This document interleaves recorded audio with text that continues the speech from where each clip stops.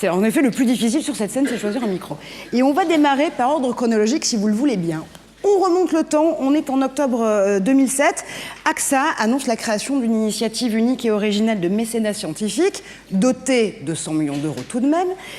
Henri de Castres, à l'époque, vous vous dites quoi? Pourquoi cette volonté d'abord d'accompagner la science de cette façon-là? Parce qu'il y avait plein d'autres façons de le faire. On pouvait se dire qu'on allait lancer un centre de recherche et développement.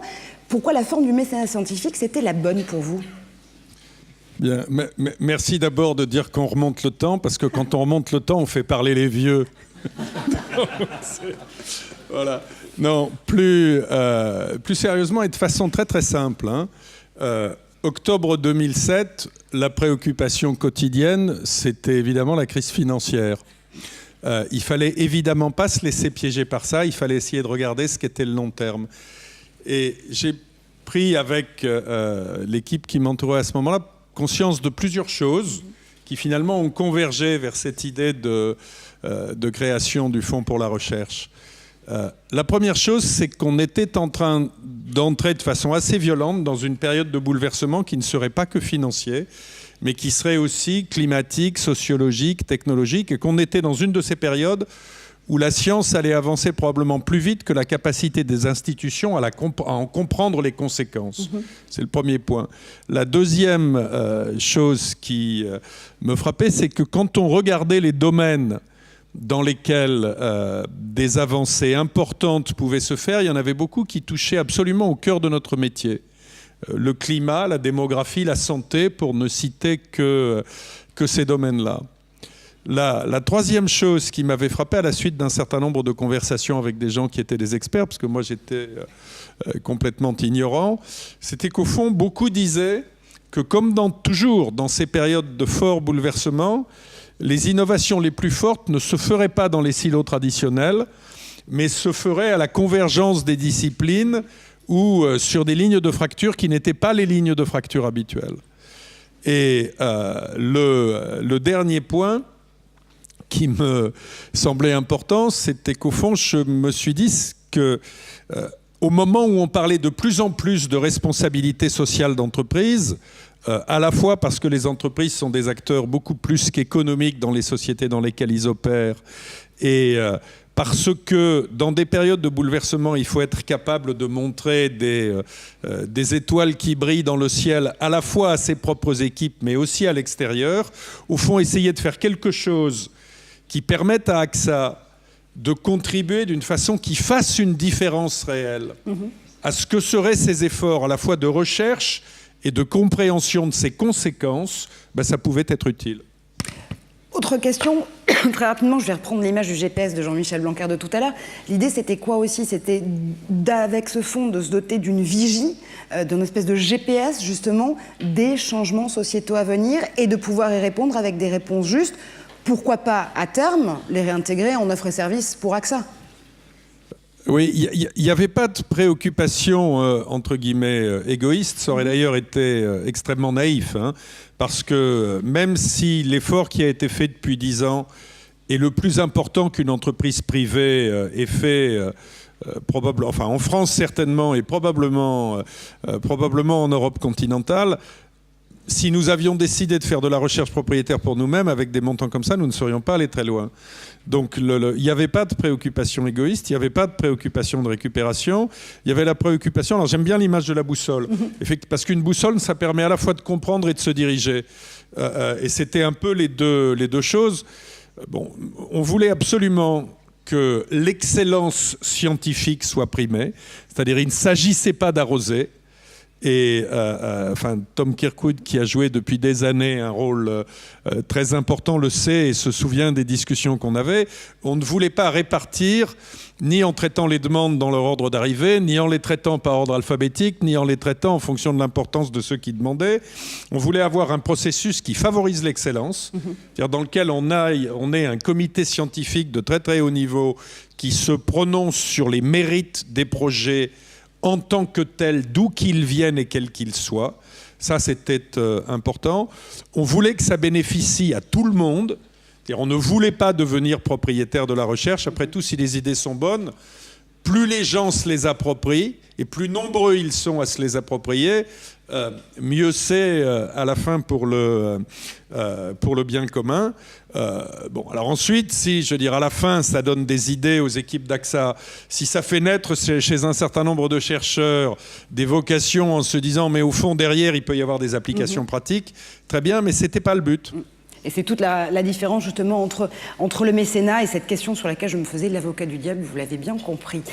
On continue notre chronologie. On est désormais en septembre 2016. Là, c'est vous, Thomas, qui reprenez évidemment la direction du groupe AXA. Vous imprimez une nouvelle marque, évidemment, pour le groupe et pour sa stratégie. Et surtout, vous reprenez le flambeau de l'AXA Research Fund.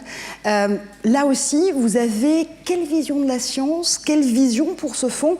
Comment justement continuer à en faire une vigie, une boussole pour les challenges à venir? On était plus en crise financière en 2016, mais il y a beaucoup d'autres d'incertitudes autour de nous.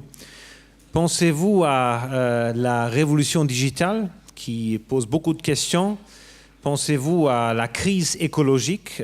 Beaucoup d'incertitudes où c'est très très difficile de trouver la solution. Et certainement pour un assureur, ça devient de plus en plus difficile parce qu'il y a des nouveaux risques. Le risque de cyber, le risque des catastrophes naturelles. Qu'est-ce qu'on fait? Comment on s'approche? Et cette dimension de dialogue, cette dimension de stimulation mutuelle devient même de plus en plus important. Et c'est pourquoi le mariage entre la science et l'assurance, la science qui est en exploration tout le temps, l'assurance qui doit comprendre les risques, ça se mariait extrêmement bien. Et cette notion de dialogue pendant le temps, on a aussi certainement fortement augmenté. Jusqu'au point où on se dit, est-ce qu'il ne faut pas vraiment prendre le fonds de recherche comme idée, comme création d'une nouvelle stratégie? Et en 2016, quand on était dans cette salle-là, on a lancé une nouvelle stratégie qui s'appelle Payer to Partner. C'est la question, qu'est-ce qu'on peut faire pour aller au-delà du paiement de sinistres et d'aider vraiment les gens, nos clients, dans leur vie? Et là, c'est la question, est-ce qu'on peut les aider avec des sujets médicaux? Est-ce qu'on peut les aider en entreprise pour mieux comprendre les risques? Et là, certainement, ces aspects scientifiques sont extrêmement importants. Et là, on s'est dit clairement, les deux vont bien ensemble. Et c'était aussi très, très clair pour nous qu'on va continuer cet engagement parce que pour nous, c'est tellement important dans le futur. Et ce modèle unique qu'Henri a mentionné, ce modèle philanthropique où on n'est pas propriétaire de la recherche, je trouve c'est un modèle extrêmement important parce que ça ouvre le dialogue sans qu'une partie, un côté, se sent obligé de donner quelque chose que l'autre veut ou veut pas. Et c'est pourquoi ce modèle-là est très important et on veut vraiment le continuer, aussi compte tenu que le rôle de l'entreprise dans la société devient de plus en plus important. Certainement, si vous voyez les avances des lois en France, ça joue certainement un rôle plus important et on est comme assureur au milieu de la société et on peut vraiment donner et faire du bien avec cette fonds de recherche. Et regardez, beaucoup des collaborateurs d'AXA sont là aujourd'hui. C'est un témoignage que le fonds AXA pour la recherche est quelque chose qui est très proche de notre cœur, qui est très proche de nous, et où c'est l'explication et on peut exprimer notre mission dans la vie des gens. Et c'est pourquoi j'aimerais aussi remercier Tom Kirkwood qui a mené ce comité scientifique avec tous les membres pendant des années pour vraiment trouver des bons projets. Parce que si on regarde, vous avez vu les statistiques au début, plus que 500 projets, 50 nationalités, c'est vraiment beaucoup. Et pour nous, c'est très très important de continuer et aussi d'augmenter. Et c'est pourquoi, à cause de cet grand anniversaire de 10 ans, on a décidé, et j'aimerais vraiment ça partager avec vous avec grande fierté, de donner une autre tranche de 50 millions de plus pour qu'on puisse même mieux dans le futur soutenir la recherche. Et avec cette nouvelle tranche,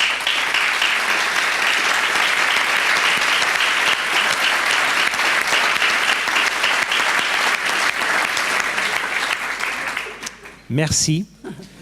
Mais avec cette nouvelle tranche vient aussi le message aux chercheurs, il y a plus d'argent, il y a plus d'intérêt pour qu'on puisse nous soutenir. Venez nous voir, venez voir le comité scientifique pour qu'on puisse vous soutenir plus, pour qu'on puisse nourrir un dialogue qui est même plus intense. Merci. Merci infiniment, merci à tous les deux. Je vais vous laisser regagner la salle parce qu'on va continuer le déroulé de cette soirée, mais cette très belle annonce de 50 millions d'euros pour les 5 prochaines années à venir, ça nous promet justement de discussions passionnantes sur les travaux de recherche en cours, les partenariats des chercheurs soutenus par le fonds AXA. Merci encore à tous les deux, Henri Decastre et Thomas Gerbel.